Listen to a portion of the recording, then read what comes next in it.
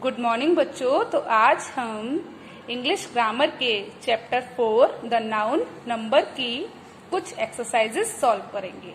Okay, तो आप जानते हैं सिंगुलर और प्लूरल मैं आपको सिखा चुकी हूँ, तो आज हम उनसे रिलेटेड कुछ एक्सरसाइजेस को सॉल्व करेंगे। ओके, तो चलिए स्टार्ट कर देते हैं। तो देखिए, जो हमारी पहली एक्सरसाइज है वो क्या है, rewrite the following sentences changing the underlined word in singular form. आपको क्या करना है, आपको यहाँ पर जो सेंटेंस दिए हैं उनको आपको रीराइट करना है, चेंज करके क्या वर्ड, सिंगुलर फॉर्म में। जो अंडरलाइन वर्ड है उसको आपको सिंगुलर फॉर्म में चेंज करके सेंटेंस को रीराइट करना है। देखिए कैसे। जो हमारा फर्स्ट सेंटेंस है वो क्या है, I am looking at these green benches. I am looking, मैं देख रहा हूं, इन हरी बेंचेस को। तो देखिए यहाँ पर कौन से वर्ड पर अंडरलाइन है, बेंचेस। तो बेंचेस को हमें किस फॉर्म में यूज करना है, अब सिंगुलर फॉर्म में। तो पहले हम सेंटेंस को रीराइट करेंगे। तो आई एम लुकिंग एट। अब बच्चों देखिए, जब बेंचेस का सिंगुलर फॉर्म होगा तो बेंच होगा, तो अब हम जब एक बेंच के लिए यूज करेंगे तो यहां पर हम दीज नहीं लगाएंगे, क्या लगाएंगे, दिस। तो ये भी, इसका भी सिंगुलर बन जाएगा। तो इसका सिंगुलर क्या हो गया, दिस। फिर ग्रीन बेंच, BENCH। ओके, तो I am looking at this green bench. जब हमने इसका सिंगुलर फॉर्म में लिखा, बेंचेस को सिंगुलर फॉर्म में लिखा, तो इससे जो हमारे सेंटेंस में चेंजेस हुए वो क्या थे, दिस। दीज को चेंज करके हमने क्या कर दिया, दिस, क्योंकि यहाँ पर हम एक बेंच की बात कर रहे हैं और यहाँ पर हम बहुत सारी बेंचेस की बात कर रहे हैं, तो इसीलिए इसमें दीज भी चेंज हो गया। ओके, चलिए अब हम अपना अगला सेंटेंस देखते हैं। तो अगला सेंटेंस जो है हमारा वो क्या है, there were mice in my room. There were mice in my room, और इसमें हमको क्या चेंज करना है, माइस। और माइस का सिंगुलर वर्ड क्या होता है, माउस। ठीक है, तो देखिए अब हम यहाँ पर माउस, एक चूहे की बात करेंगे तो देयर वर नहीं लगाएंगे, क्या लगाएंगे, वॉज, क्योंकि वर प्लूरल वर्ड है और वॉज सिंगुलर वर्ड है, तो यहाँ पर हम क्या यूज करेंगे, वॉज। तो देयर वॉज माउस, MOUSE, आप आ भी लगा सकते हो। There was a mouse in my room, मतलब क्या हुआ, मेरे कमरे में एक चूहा है। ठीक है, क्या हो गया, मेरे कमरे में एक चूहा है। आपको समझ आया। चलिए अब अगला सेंटेंस देखिए, पुलिसमैन कॉट द थीव्स। जैसे आपने देखा यहाँ पर जो हमारी हेल्पिंग वर्ब थी वो चेंज हो गई थी। हमारे नाउन के अकॉर्डिंग जो प्लूरल वर्ड था उसको अगर हमने सिंगुलर में चेंज किया तो जो हमारी हेल्पिंग वर्ब थी वो भी चेंज हो गई थी। ऐसे इस सेंटेंस में देखिए, हमको पुलिसमैन और थीव्स ये दोनों ही चेंज करने हैं। तो देखते हैं क्या बनेगा, बताइए। पुलिसमैन POLICEMAN, EN की जगह क्या हो जाएगा, MAN। कॉट CAUGHT, कॉट का मतलब होता है पकड़ा गया। ठीक है, मतलब पुलिसमैन कॉट द थीव्स, मतलब पुलिस वाले ने चोरों को पकड़ा। अब यहाँ पर पुलिस वाले ने चोर को पकड़ा, तो यहाँ पर द थीव्स का क्या हो जाएगा, थीफ। स्पेलिंग क्या होती है, THIEF, थीफ। ओके, तो आपको समझ आ गई होगी ये एक्सरसाइज कि हमको कैसे करना है। जो हमारा सिंगुलर, जो हमारा प्लूरल वर्ड है उसको हमको सिंगुलर में चेंज करके और सेंटेंस को दोबारा से रीराइट करना है। जिन शब्दों पर अंडरलाइन की गई है, जिन वर्ड्स पर अंडरलाइन है, उनको आपको सिंगुलर में चेंज करके सेंटेंस को दोबारा से रीराइट करना है। ओके, तो जो हमारा अगला है 4th नंबर का, वो कौन सा है, the monkeys are eating the bananas. तो इसमें हमको क्या चेंज करना है, मंकीज चेंज करना है और बनानास। तो क्या होगा, द मंकी इज, आर भी चेंज हो जाएगा, क्या हो जाएगा, इज, क्योंकि यहाँ पर एक मंकी की बात होने लग गई, तो इसीलिए the monkey is eating the banana change होकर क्या बनेगा, the monkey is eating the banana. उसके बाद देखिए 5th नंबर का क्या बनेगा, geese were swimming in the pond. ये दिया हुआ है, मतलब गीज तालाब में तैर रही हैं। तो गीज का सिंगुलर वर्ड क्या होता है, गूज। तो क्या हो जाएगा, goose was swimming in the pond. यहाँ पर भी जो आपकी हेल्पिंग वर्ब हैं वो चेंज हो जाएंगी, है ना। तो क्या हो जाएगा, goose was swimming in the pond. उसके बाद अगला देखिए 6 नंबर का है वो क्या है, हर टीथ आर एक्किंग। एक्किंग का मतलब जानते हो आप क्या होता है, दर्द। मतलब क्या हुआ, उसके दांत दर्द कर रहे हैं या दर्द में हैं, ठीक है। तो हर टीथ आर एक्किंग। अब हम इसका जब सिंगुलर फॉर्म में यूज करेंगे तो क्या होगा, हर टूथ इज। आर की जगह पर क्या हो जाएगा बच्चों, इज।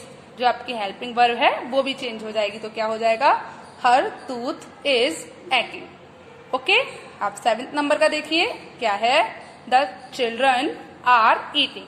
मतलब बच्चे खा रहे हैं, ठीक है। तो यहाँ पर देखिए क्या हो जाएगा, चिल्ड्रन का सिंगुलर फॉर्म क्या होता है, चाइल्ड। क्या होगा, द चाइल्ड इज ईटिंग। तो यहाँ पर भी जो आपकी हेल्पिंग वर्ब है वो चेंज हो जाएगी, ठीक है। उसके बाद अगला है आई हैव मैनी कैंडीज। अब देखिए यहाँ पर भी जो मैनी वर्ड है वो हट जाएगा, क्योंकि मैनी मतलब कई सारी कैंडीज है मेरे पास। तो यहाँ पर क्या हो जाएगा, I have a candy. I have a candy क्या बन जाएगा इसका बच्चों, I have a candy. Candies का क्या सिंगुलर हुआ, कैंडी। ओके, तो आपको जो आपकी फर्स्ट वाली एक्सरसाइज थी वो समझ आ गई। चलिए तो अब हम अपनी अगली एक्सरसाइज देखते हैं। तो जो हमारी सेकंड एक्सरसाइज है वो कौन सी है, देखिए। तो बच्चों देखिए ये जो एक्सरसाइज है वो क्या है, complete the sentences with the plural from the word give in the help box. आपको यहाँ पर जो हेल्प बॉक्स दिया है उससे आपको ये जो सेंटेंस है इनको कंप्लीट करना है विथ द प्लूरल, इनके प्लूरल बनाकर। ओके, आपको ये जो शब्द दिए हैं इनको आपको प्लूरल में बनाना है और ये जो सेंटेंस दिए हैं नीचे आपको उनमें फिल करना है, कंप्लीट करना है इन सेंटेंसेस को। ओके, तो चलिए स्टार्ट कर देते हैं। तो देखिए जो हमारा पहला सेंटेंस दिया है वो क्या दिया है, I could hear the howling last night. अब यहाँ आप क्या भर सकते हो, आपको ये सोचना पड़ेगा। आई कुड हियर, मैं सुन सका। हॉलोइंग मतलब गरजना या किसी का जोर से चिल्लाना। लास्ट नाइट, पिछली रात, ठीक है। मैंने पिछली रात क्या सुना था कि मैं सुन सका, पिछली रात मैं सुन सका कि कोई बहुत तेज गरज रहा था या गरजा। तो यहाँ पर आप कौन बहुत तेज चिल्लाएगा, यहाँ पर toy, country, wolf, knife, sheep, valley, story, lady. आप बताइए, वुल्फ। कौन चिल्लाएगा सबसे तेज, वुल्फ। तो यहाँ पर हम वुल्फ का प्लूरल फिल करेंगे। तो क्या फिल करेंगे बच्चों, बताइए आप मुझे, वुल्फ्स। WOLVES, wolves. तो आई could hear the wolves हॉलोइंग last night. इसकी हिंदी क्या बनी बच्चों, बताइए। आई could hear the wolves हॉलोइंग last night, मतलब मैं पिछली रात भेड़ियों का चिल्लाना या भेड़ियों का गरजना सुन सका। क्या हुआ, मैं पिछली रात भेड़ियों का गरजना सुन सका, ठीक है। अब हमारा जो सेकंड सेंटेंस है उसको देखते हैं। These blank are careful and alert. These blank are careful and alert.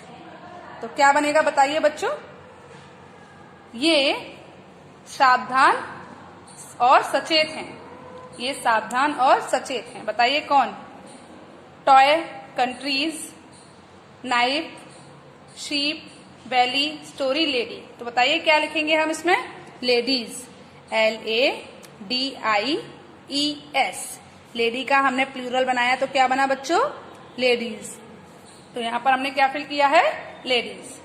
These ladies are careful and alert, मतलब ये महिलाएं सावधान और सचेत हैं। चलिए अब हमारा जो 3rd नंबर का सेंटेंस है उसको देखते हैं। तो देखिए जो 3rd नंबर का सेंटेंस है वो क्या है, the blank are grazing in the field. मतलब क्या है कि खेत में चराई कर रहे हैं या खेत में वो चर रहे हैं। कौन है ऐसा बताइए, देखिए। Toy, country, wolf, knife, sheep, valley, story, lady. बताइए कौन चराई करेगा, कौन चरेगा? शीप। तो इसमें हम क्या फिल करेंगे बच्चों, बताइए मुझे। Sheep, SHEEP। अब आप कहोगे कि मैम इसमें तो आपने शीप ही भर दिया है, क्योंकि बच्चों शीप का प्लूरल शीप ही रहता है। ठीक है, जो शीप बर्ड है उसका प्लूरल भी शीप ही होता है और सिंगुलर भी शीप ही होता है। ओके, चलिए अगला देखिए। अगला है दे हैव गॉट न्यू। अब हम नया क्या खरीद रहे हैं? Toy, countries, wolf, knife, sheep, valley, story, lady. बताइए टॉयज। तो यहाँ पर हम क्या फिल करेंगे? टॉयज। तो they have got new toys. हमने नए खिलौने पाए या हमने नए खिलौने प्राप्त किए। चलिए अगला देखिए। There were many blank in the shop. मतलब दुकान में कई हैं। अब क्या है दुकान में? कई चीजें क्या हैं? टॉय, टॉय तो हमारा फिल हो गया है ना? बताइए। और शीप, शीप भी हमारा फिल हो गया है। ठीक है। कंट्री नहीं हो सकता। Valley, story, knife. बताइए क्या खरीदेंगे हम? क्या होगा दुकान के अंदर? कई सारे नाइफ्स। तो KNIVES। नाइफ का प्लूरल क्या होता है? नाइफ्स। KNIVES। तो क्या बना? There were many knives in the shop. उसके बाद अगला देखिए क्या है? The river flooded the. बताइए क्या आएगा इसमें? वैलीज। क्या फिल करेंगे हम इसमें? वैलीज। VALLES। तो वैलीज का जो प्लूरल होता है वो क्या होता है? VALLES। यहाँ पर वाई को हटाकर IES नहीं करते, क्योंकि वाई से पहले क्या आ रहा है बच्चों? वॉवेल आ रहा है। ओके, चलिए अगला देखिए। तो जो हमारा 7 नंबर का है वो क्या है? माई ग्रैंडमदर टेल्स मैनी। मेरी दादी माँ कई सारी सुनाती हैं। क्या सुनाती हैं मेरी दादी माँ? बताइए आपकी दादी माँ क्या सुनाती हैं आपको? कहानियां। तो यहाँ पर हम क्या फिल करेंगे? स्टोरीज। और स्टोरी का प्लूरल क्या होता है? स्टोरीज। STORIES। अब देखिए यहाँ पर बाई को हटाकर IES किया हमने, पर यहाँ पर नहीं किया था। क्यों आपको पता है? क्योंकि यहाँ पर जो बाई था उससे पहले एक वॉवल था और यहाँ पर बाई से पहले एक कॉन्सोनेंट था, इसीलिए यहाँ पर IES हुआ है। ओके, अगला देखिए। अगला क्या है बताइए? The map has hundreds of. बताइए जो नक्शा होता है उसमें बहुत सारी क्या होती हैं? कंट्रियां होती हैं, सैकड़ों कंट्रीज होती हैं। तो यहाँ पर हम क्या फिल करेंगे? कंट्रीज। COUNTRY। अब हम बाई को हटाकर क्या यूज करते हैं बच्चों? IES। तो हमारा क्या होगा? COUNTRIES। कंट्रीज। ठीक है, तो आपको समझ आ गया कि हमें ये एक्सरसाइज कैसे करनी है? बताइए मुझे। आपको जो वर्ड्स दिए हैं ऊपर, उनमें से आपको फिल करना है। तो 6 वाले में हमने वैलीज फिल किया है और 7th वाले में स्टोरी, 8 नंबर वाले में कंट्री। ठीक है, समझ आया आपको? चलिए, तो बच्चों आपको चैप्टर 4 द नाउन नंबर की एक्सरसाइज 1 और 2 जो मैंने आज आपको सॉल्व करना सिखाई वो आपको समझ आई होंगी। तो आपको आज होमवर्क में क्या करना है? आपको ये दोनों एक्सरसाइज जो मैंने आपको अपनी नोटबुक पर समझाई हैं वो दोनों एक्सरसाइज आपको अपनी इंग्लिश ग्रामर की फेयर नोटबुक में करनी है। ओके, तो आज के लिए बस इतना ही। चलिए, गुड बाय।